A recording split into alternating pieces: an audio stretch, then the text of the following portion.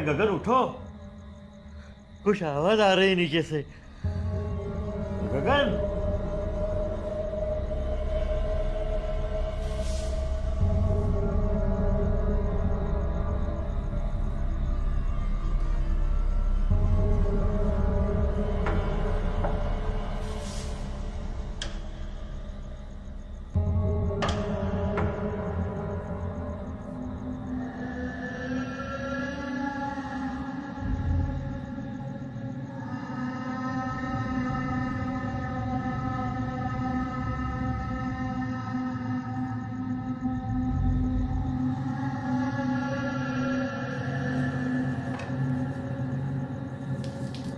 कौन है यहाँ पर? किसने किया है सब? किसने किया?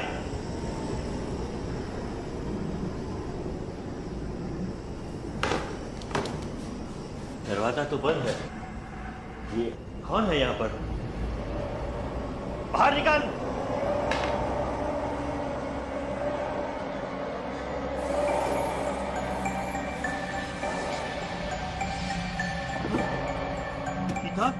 मेरी किताब चोरी चोरी चोरी। गगन, राम नारायण, तू खून के आंसू रोएगा। राम नारायण, तू खून के आंसू रोएगा।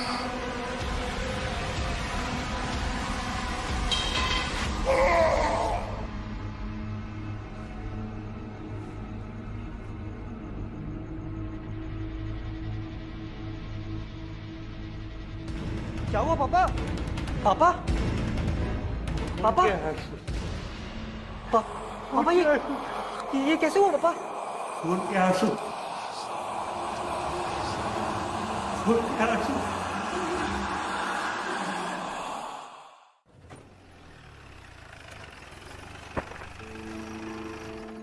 सर, हम लोग आपका ही इंतजार कर रहे थे सर। बताइए क्या केस है? मैडम, आजकल हमारे टीकमगढ़ में एक अजीब सी बीमारी फैली हुई है। काफी लोग पीड़ित है सर उससे। तुमने अपनी रिपोर्ट में किसी शराब का जिक्र किया है? जी हाँ सर, इन सारों में एक ही चीज कॉमन है। सब ने किसी ना किसी को उन्हें श्राप देते हुए सुना है सर। किसको? वो तो पता नहीं सर। काफी लोग पीड़ित है, डरे हुए हैं। आप खुद ही चलकर देख लीजिए सर। जब तक इनके परिवार वाले इनके पास तक आते छोड़ दूंगा। लेकिन डॉक्टर, इनकी ये हालत हुई कैसे? अरे ये तो बहुत बेटर है। कहीं एक सेकंड की भी देर और हो जाती ना, तो इन्होंने तो दीवार से सर फोड़ फोड़ कर अपना स्कल ही तोड़ लेना था। ये कोई मानसिक बीमारी भी तो हो सकती है, साइकोलॉजिकल डिसऑर्डर। बिल्कुल हो सकती है, मगर जब ये होश में आए तो जोर जोर से कुछ भी बड़बड़ा रहे थे। ऐसा लगता है मानो किसी से भीख मांग रहे हो कि वो इसे छोड़ दे। क्या हुआ?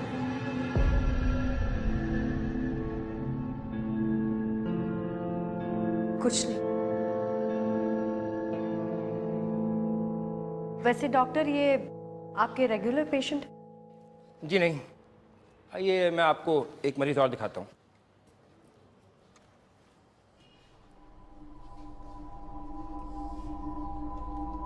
ये देखिए, इन्हें हाइपोथर्मिया हुआ है। इनकी पूरी बॉडी बर्फ की तरह ठंडी पड़ चुकी है। इतनी गर्मी में?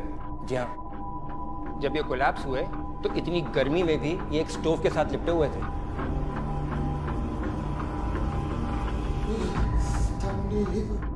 आइए मैं आपको एक पेशेंट के पास और लेकर के चलता हूँ जिसकी आज सुबह ही मौत हुई है। आइए मेरे साथ।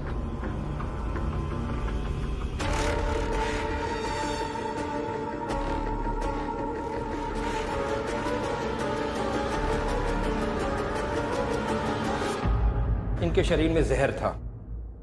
हमने पूरी कोशिश की, ब्लड ट्रांसफ्यूजन भी दिया, लेकिन जहर हर बार अपने आप इनके शरीर में वापस आ जाता था।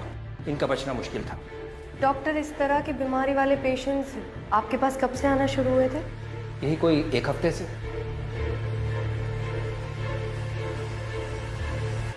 अरे रुकिए रुकिए, आप ऐसे अंदर नहीं जा सकते। अरे भैया, मुझे एक बार बात तो कर लेने दीजिए। परमिशन नहीं अंदर से। नहीं अरे भाई, बात करने दीजिए मुझे। नहीं जा सकते आप अंदर। अरे आप मामले को समझा करिए ना। सर नहीं जा सकते आप। अब भाई एक बार जाने तो दीजिए आप।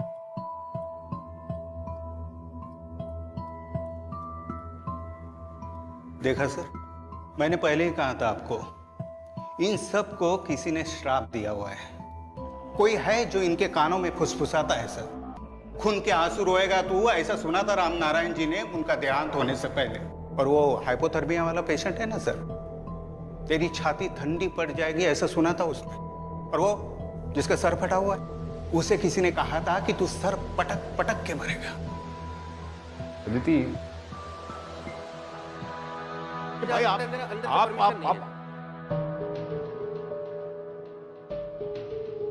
मैं इनमें से एक मरीज को बहुत अच्छी तरह से जानता हूं। देखिए, मैं एक वैद्य हूं और ये मरीज मेरे पास एक बार इलाज कराने के लिए आया था। अच्छा, तो ये यहाँ पे क्या कर रहे हैं? आपसे ठीक क्यों नहीं हो? मैं नाड़ी तंत्र का विशेषज्ञ। इनकी बीमारी का इलाज में दवाएं काम नहीं करेंगी। ये चक्र का दोष है। मामला थोड़ा पेचीदा जरूर है, मगर ये बात तो मैं कील ठोक के कह सकता हूं कि इस बीमारी का इलाज सिर्फ और सिर्फ मैं कर सकता हूं। ये क्या कर रहे हैं आप? एक सेकंड विक्रांत।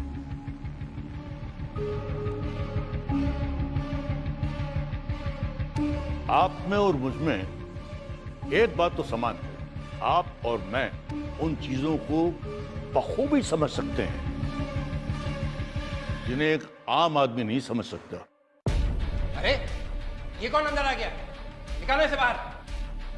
ठीक है डॉक्टर साहब, मैं जा रहा हूं, लेकिन इस तरह के मरीज के सामने इतनी जोर से चीखना और चिल्लाना नहीं चाहिए। ये शायद आपको मेडिकल कॉलेज की शिक्षा में सिखाया नहीं गया है।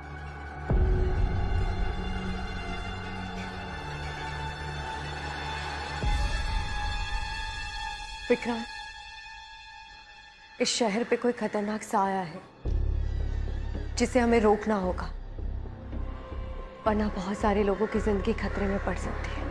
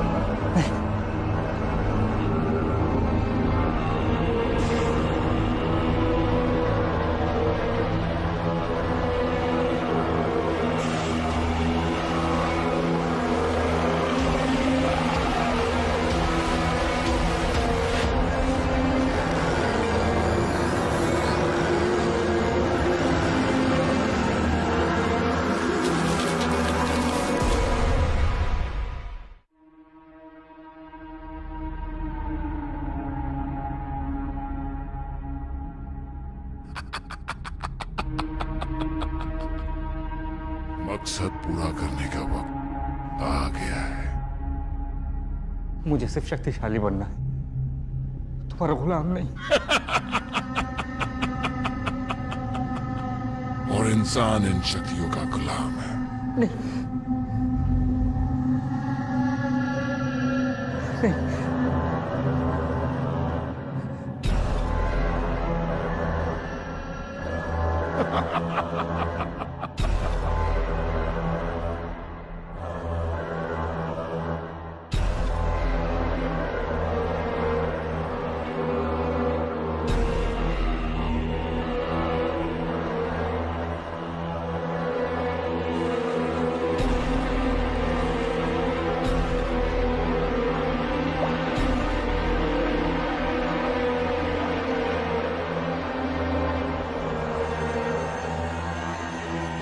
दाने दाने का मोहताज,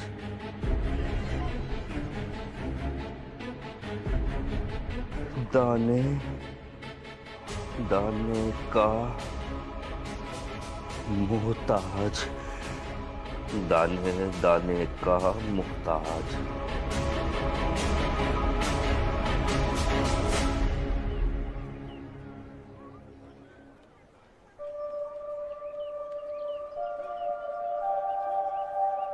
कैलाश जी, खाना आपका हो गया? और लेके आऊं? दाने दाने को मोहताज, दाने दाने को मोहताज।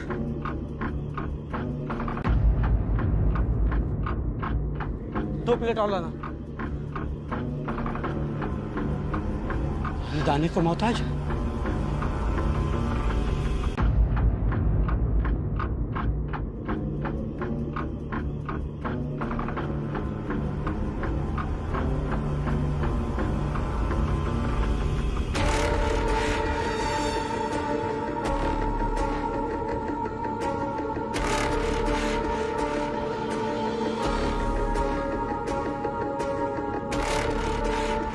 कैलाश जी, कुछ और लाऊं क्या? दाने दाने को मोहताज। 5 प्लेट और ले। क्या बात है कैलाश जी, बहुत दिनों से खाना नहीं खाए क्या?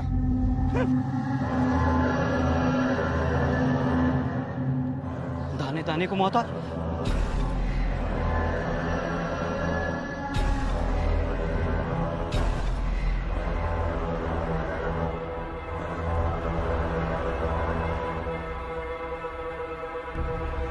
अरे भाई, क्या आदमी है ये? कब से देख रहा हूँ, खाए जा रहा है खाए जा रहा है। अरे भाई, वर्ल्ड रिकॉर्ड बनाने का इरादा है क्या? कैलाश जी, बिल लेकर आऊं? नहीं, अभी मेरे लिए और लेके। अरे ज्यादा खाएंगे तो आपका पेट फट जाएगा। मुझे खाना, बहुत भूख लग रही है, दर्द भी हो रहा है, पर नहीं खाया तो भूख से मर जाऊंगा। लेके आओ। आपको इससे ज्यादा नहीं दे सकते। दाने दाने का मोहताज।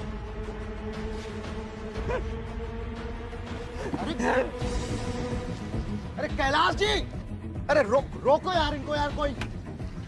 अरे क्या कर रहे हैं यार? चलिए समझाओ उनको। अरे बस करो भाई, कितना खाओगे? अरे भाई, अरे बस करो भाई। ये तो मेरी दुकान पर बात कर। अरे भाई, अरे भाई बस करो भाई।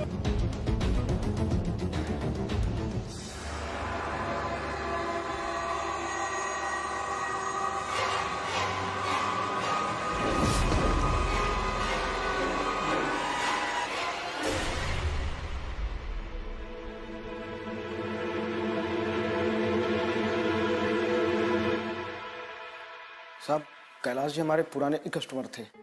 आज तक उन्होंने ऐसा कभी भी नहीं किया, लेकिन उस दिन पता नहीं क्या हो गया उनको। कुछ हमें समझ में नहीं आ रहा था। साहब हमको तो लगा कि वो कोई प्रैंक या फिर कोई मजाक कर रहे हैं। और वो ऑर्डर पे ऑर्डर किए जा रहे थे, और हाँ कुछ बड़बड़ा रहे थे। क्या कह रहे थे? दाने दाने को मोहताज। हाँ साहब, हमने सुना है कि शहर में कोई श्राप दे रहा है सबको, पूरा आतंक फैला हुआ है। कैलाश जी से मिलने कोई आया था या उन्हें कोई फोन आया हो? नहीं मैडम, अब वो रोज की तरह हमारे ठेले पे आए और खाना खाए, लेकिन हाँ, वो अपनी बीवी की पिछली बार वो कंप्लेन कर रहे थे। क्या बोल रहे थे वो बार बार? यही कि उनकी बीवी ठीक। अरे वो नहीं, पहले क्या बोल रहे थे? दाने दाने को मोहताज।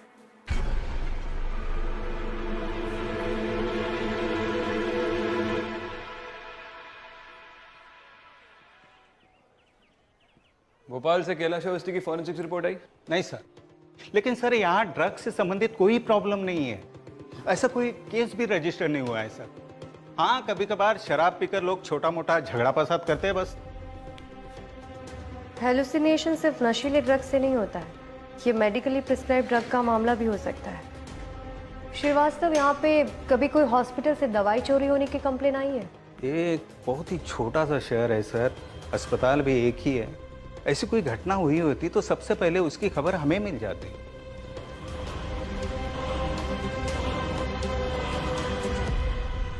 देखिए, हमसे जो कुछ हो सकता है हम वो सब कर रहे हैं, बस आप थोड़ा सा भरोसा रखिए प्लीज। लेकिन डॉक्टर, इनको तो एलोपैथी के ऊपर कभी कोई भरोसा था ही नहीं। ये तो हमेशा आयुर्वेदिक मेडिसिन ही लिया करते थे और अपने सेहत का भी बहुत ध्यान रखते थे, चाहे खाने पीने का हो या फिर किसी भी तरह का कोई भी एक्सरसाइज हो। लेकिन पता नहीं फिर भी इनके ऐसा कैसे हो गया। देखिए, ये कोई आम बीमारी तो बिल्कुल भी नहीं है, it's a very rare disease. तो आप बस थोड़ा सा धैर्य से काम कीजिए प्लीज। डॉक्टर साहब, जरा 1 मिनट बात कर सकते हैं? हाँ बिल्कुल, आइए।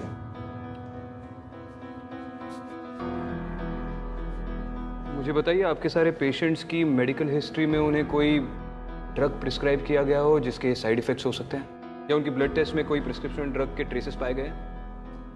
देखिए, ऐसा है कि अगर इनकी मेडिकल हिस्ट्री में कभी भी कोई ड्रग प्रिस्क्राइब किया गया होता या इनके किसी भी ब्लड सैंपल में किसी भी ड्रग के कुछ ट्रेसेस मिलते तो ये बात मैं आपको पहले ही बता देता। वैसे भी इस गांव में ज़्यादातर लोगों का भरोसा आयुर्वेदिक दवाओं पर ही है, जैसे कि ये शख्स खुद जिन्होंने सारी जिंदगी आयुर्वेदिक दवाई ही खाई है।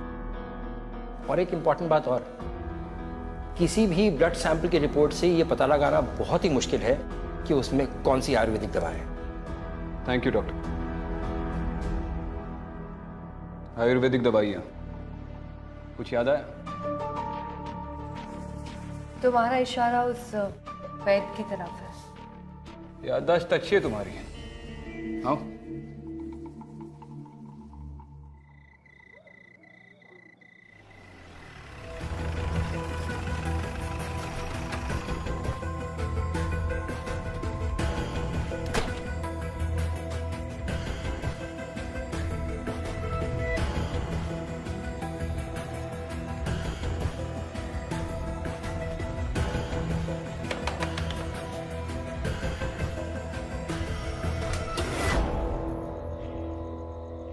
मैं जानता था कि तुम एक दिन यहां जरूर होगी।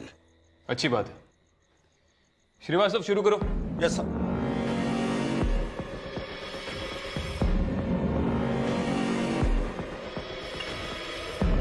अरे रुकिए रुकिए, अरे रुकिए, क्या कर रहे हैं आप? ये आप ही बता दीजिए वैद्य जी कि आप क्या कर रहे हैं। मगर आप ये जड़ी बूटियां क्यों जब्त कर रहे हैं? अब तक जितने भी लोगों की इन बीमारियों की वजह से मौत हुई है, उनमें से तकरीबन 6 लोगों ने या तो आपसे दवा ली है या फिर सलाह। ऐसा हमारी पूछताछ बताती है। इत्तेफाक? I don't think so. Srivastava, इनके पेशेंट्स के रिकॉर्ड्स यहीं कहीं होंगे, ढूंढो। Yes sir. मेरी तो खुद समझ में नहीं आ रहा है कि ये क्या हो रहा है, क्यों हो रहा है। लेकिन एक बात का विश्वास जानिए कि कम से कम मैं ये सब नहीं कर सकता। क्या मतलब है? ये सब जो कोई भी कर रहा है वो बड़ी उच्च स्तर की तांत्रिक शक्तियों का स्वामी है। और कौन है जो इस तरह की तंत्र शक्ति को जानता है? तंत्र शास्त्र में इतने ऊंचे स्तर तक कोई नहीं पहुंच सकता, लेकिन हाँ, संसार में एक किताब ऐसी है जिसके माध्यम से ये सब किया जा सकता है। कौन सी किताब? मेरे गुरुजी ने बताया था कि हजारों हजार साल पहले राक्षसों ने तंत्र शास्त्र की एक पुस्तक की रचना की थी, जिसके माध्यम से ये सब किया जा सकता है। उसके माध्यम से किसी भी मनुष्य के मस्तिष्क पर अधिकार किया जा सकता है, उसको पागल बनाया जा सकता है, यहां तक कि उसकी जान भी ली जा सकती है। राक्षसों की किताब, उनकी कोई यूनिवर्सिटी भी है यहाँ आसपास? सर, ये इनके पेशेंट्स के रिकॉर्ड्स, राक्षसों की किताब। कैलाश अवस्थी, इसके आगे डेट भी लिखी है। इसका मतलब है कि वो भी यहाँ पे इलाज के लिए आए थे। सिर्फ वही नहीं, और भी कई सारे नाम हैं जो बाद में जाकर विक्टिम्स बने। देखिए, आपका मुझ पर इस तरह संदेह करना व्यर्थ है। मैंने यहां पर रहकर अपनी प्रतिष्ठा अर्जित की है, लोगों की सेवा की है, लोगों के इलाज किए हैं, जान बचाई है लोगों की। आपको विश्वास नहीं होता तो आप लोगों से पूछ लीजिए। वो तो बाद में पूछ ही लेंगे, फिलहाल छानबीन तो कर लें।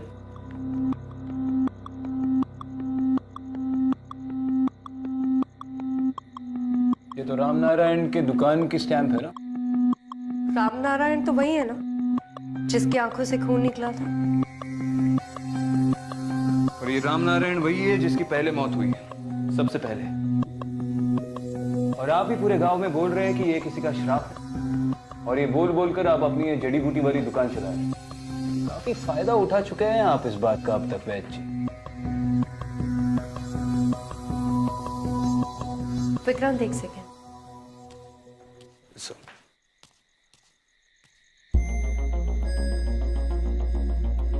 क्या हुआ? विक्रांत, ये वैद्य जी ऑलरेडी सक्सेसफुल है। ये सब करके उन्हें और कितना फायदा होगा?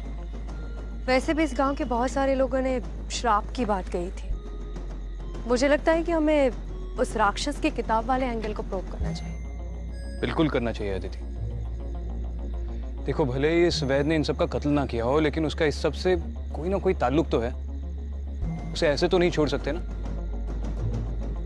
वैद्य ने किताब के बारे में जो कहा है वो सच है या नहीं, ये पता करने के लिए मुझे थोड़ा वक्त चाहिए। ले लो जितना वक्त चाहिए, वैसे भी इसका मुंह खुलवाने में थोड़ा टाइम तो जाएगा।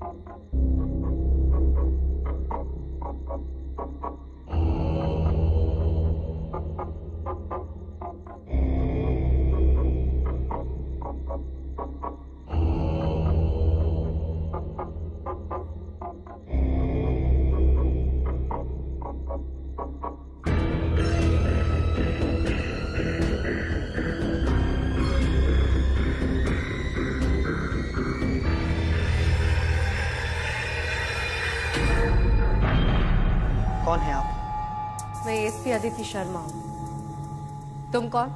जी, मैं रामनारायण जी का बेटा हूँ, गगन। माफ करना, मैंने आपको डरा दिया। वो उस रात जब पापा के साथ वो हादसा हुआ था, तब से पुलिस ने इसे सील कर दिया था। उस दिन के बाद से ही हमें आज मिली। उस रात ऐसा क्या हुआ था?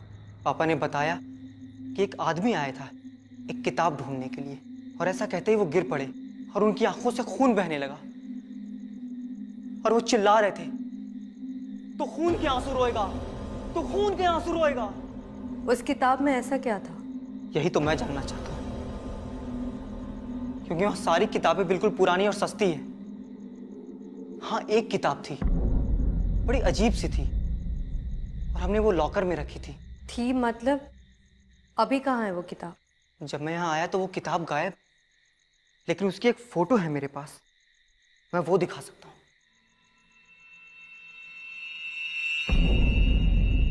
उस हादसे से पहले इस पुस्तकालय में कोई आया था जो इस किताब के बारे में पूछ रहा हो? हाँ, एक दिन किशोर चंद जी आए थे इस किताब को लेने, पर अगले ही दिन उन्होंने इसे वापस कर दिया। ये किशोर चंद जी कौन है? वो हमारे गांव के एक वैद्य हैं। बस अब मुझे जाने दो, मुझसे और नहीं होगा ये पाप। शान, तुम बहुत ही खुश नसीब हो जो एक कार्य तुम्हें दिया गया है। कौन सा कार्य, कौन सा मकसद है? मुझे सिर्फ नाम और शोहरत चाहिए था। मुझे मुक्त कर दो, मैं इस काम के लिए सक्षम नहीं हूं। इसका निर्णय तुम नहीं ले सकते, नहीं ले सकते।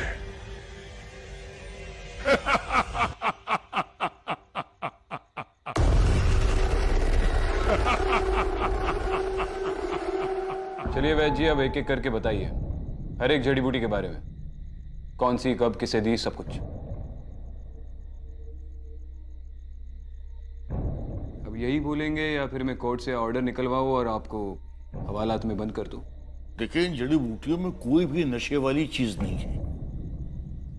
ये मुलेठी है, अश्वगंधा है, शिकाकाई है।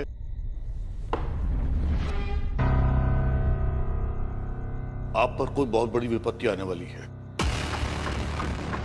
विपत्ति मुझ पर नहीं, आप पर आ चुकी है।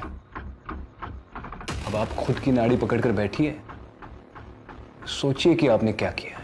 देखिए, आप मेरी बात का विश्वास करें या न करें, भरोसा करें या न करें, मगर प्लीज अपना ध्यान रखिएगा, अपना ध्यान रखिएगा, क्योंकि निकट भविष्य में आपके ऊपर बहुत बड़ी विपदा आने वाली है।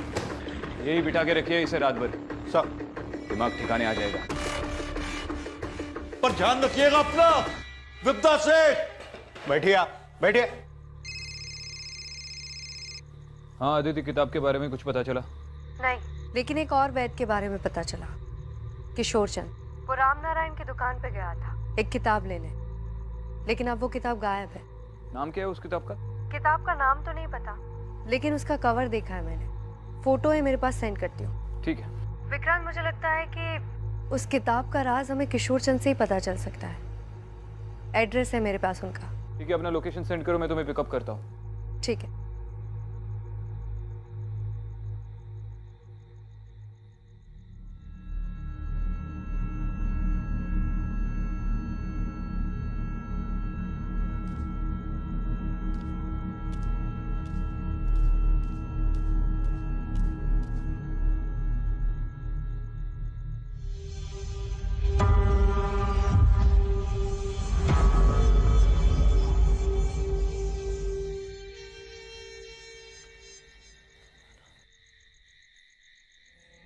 गगन, कौन है? हाँ? गगन, कौन है?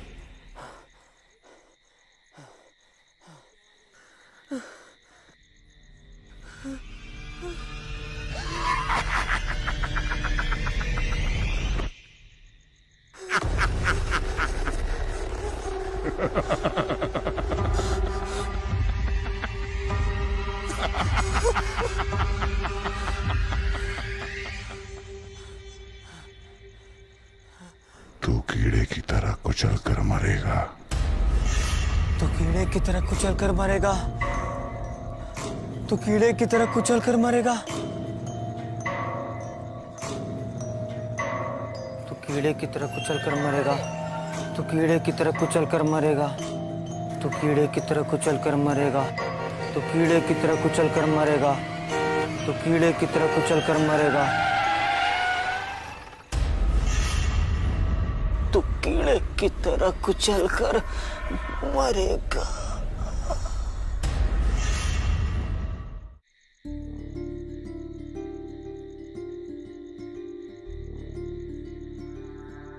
तो कीड़े की तरह कुचल के मरेगा, ये गगन के आखिरी लफ्ज थे। लेकिन ये गाड़ी से कुचल कर नहीं मरा है। अब इसकी मौत एग्जैक्टली कैसे हुई ये तो फॉरेंसिक्स रिपोर्ट के बाद ही पता चलेगा। विक्रांत, इन सब में उस श्राप के अलावा एक और चीज कॉमन है। तुम्हारे वैद्य जी? नहीं, वो किताब। गगन ने मुझे बताया था कि जिस रात वो किताब गायब हुई थी उसी रात उसके पिताजी की मौत हुई, और वो मरते वक्त बड़बड़ा रहे थे कि तो खून के आंसू मरेगा। इस गांव में जितने भी विक्टिम्स हैं वो मरने से पहले एक पहेली छोड़कर जा रहे हैं। और विक्रांत, इन सारी पहेलियों के जवाब हमें उसी किताब में मिलेंगे। मैंने तुमने भेजी हुई फोटो देखी, वो सदियों पुरानी और काफी महंगी किताब लग रही है। ट्रस्ट में Vikrant, we really need to find this book. देखो दीदी, किसी भी कंक्लूजन पे फॉरेंसिक्स रिपोर्ट्स के बाद पहुंचते हैं। वो वैद्य की जड़ी बूटियां लैब में टेस्टिंग के लिए भेज दी है, और आज रात पुलिस स्टेशन की हवा खाने के बाद वो सुबह तक मुंह तो खोल ही देगा। लेकिन तब तक इस किताब को इन्वेस्टिगेट कर लेते हैं। किशोर चंद के घर चलते हैं, आखिरी बार वो किताब उसी ने देखी थी। चुल्लू भर पानी में डूबेगा।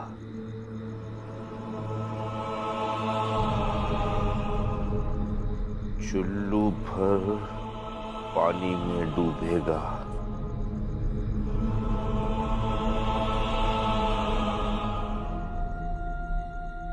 यहाँ वहां कहीं जाइएगा मत, मैं भी जाके आता हूँ। अब ध्यान रखना, मैं जाके आता हूँ।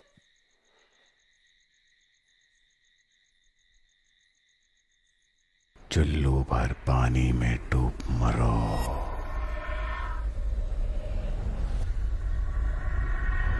गगन,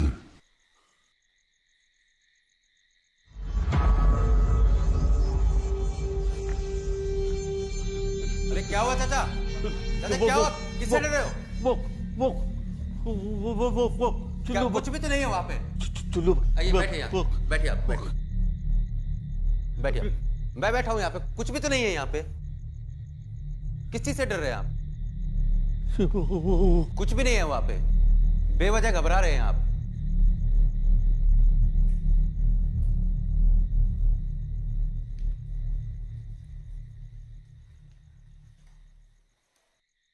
चुल्लू भर पानी में डूब मरो।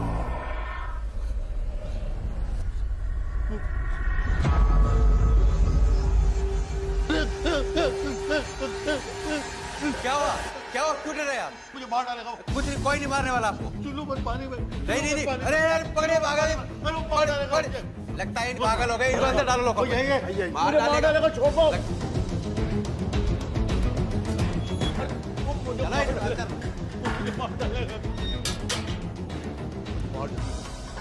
बाहर जाने दो मुझे बाहर जाने दो।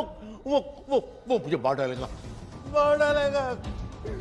चुल्लू वो मुझे मार डालेगा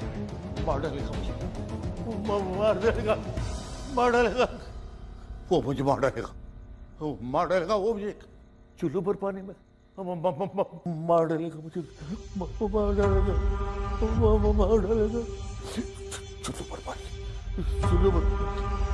चुल्लू पर पानी में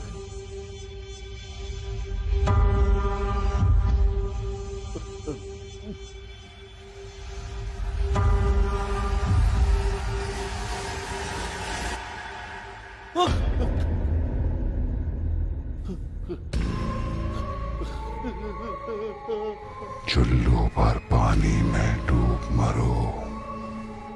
चुल्लू भर पानी में डूब मरो। चुल्लू भर पानी में डूब मरो।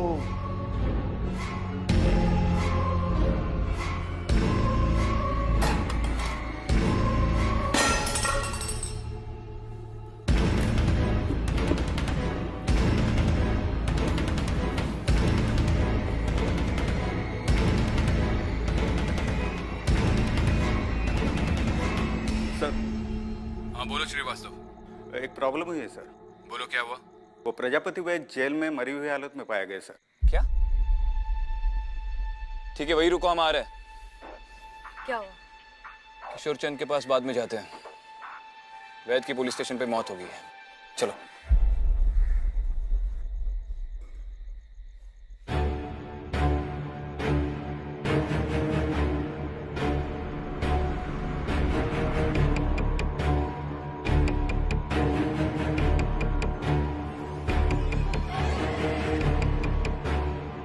कोई इतने कम पानी में डूब के कैसे मर सकता है?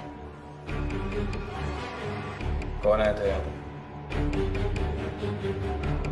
ड्यूटी पे कौन था?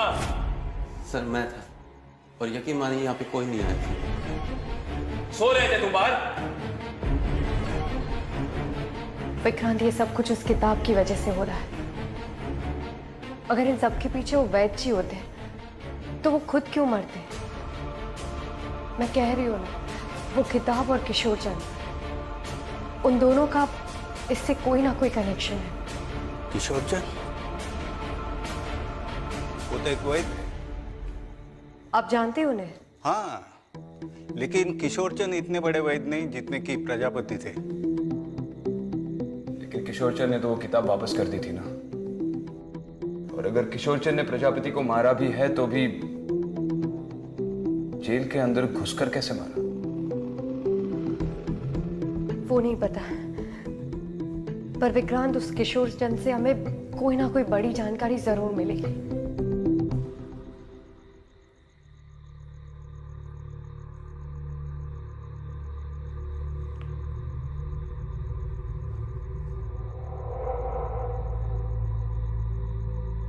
लिख लिया मैंने आखिरी नाम। अब तो मुझे आजाद कर दो।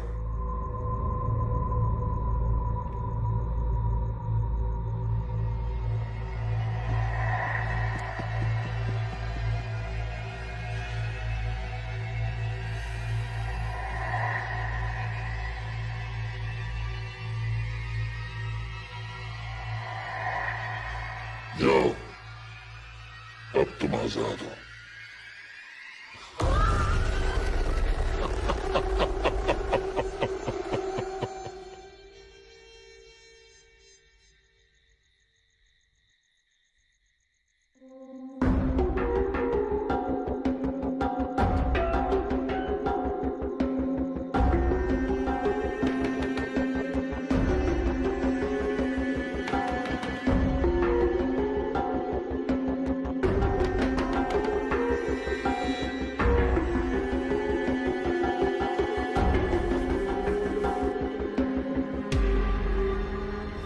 खुल रहा है?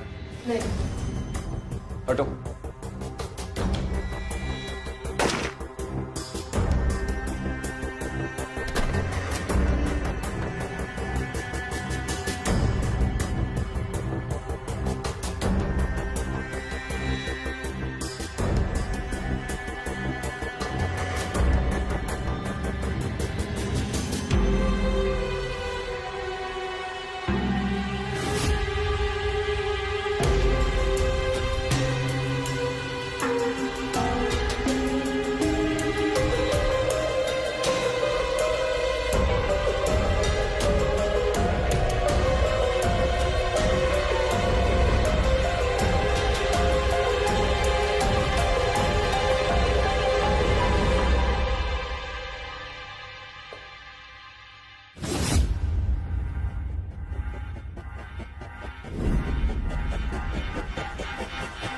वनराज,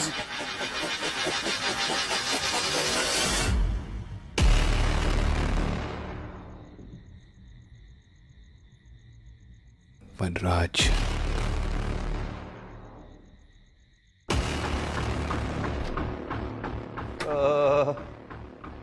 कोई बचाओ, कोई बचाओ, कोई बचाओ, कोई बचाओ। वो किताब, इन सब की जड़ वो किताब है। उस किताब को नष्ट करना होगा। वो एक राक्षसी किताब जो मैंने राम नारायण की दुकान से ली थी। मैंने जैसे ही उसे हाथ में लिया, ऐसा लगा कि दुनिया भर की ताकत मेरे अंदर आ गई हो। वो किताब मुझसे कुछ कहती थी। मैं बनूंगा इस दुनिया का सबसे ताकतवर इंसान। मैं बनूंगा इस दुनिया का सबसे ताकतवर इंसान। मैं बनूंगा इस दुनिया का सबसे ताकतवर इंसान।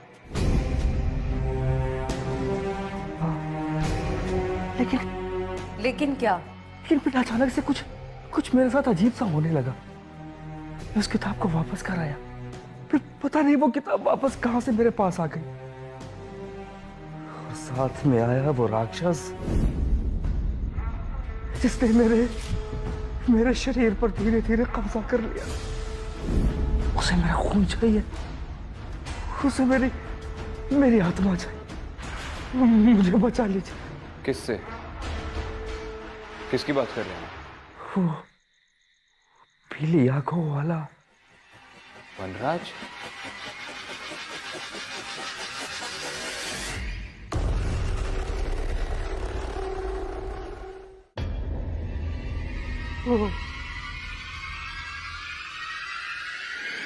वनराज!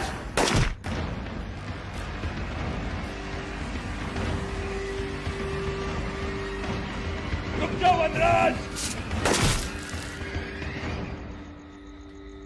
वनराज! रुक!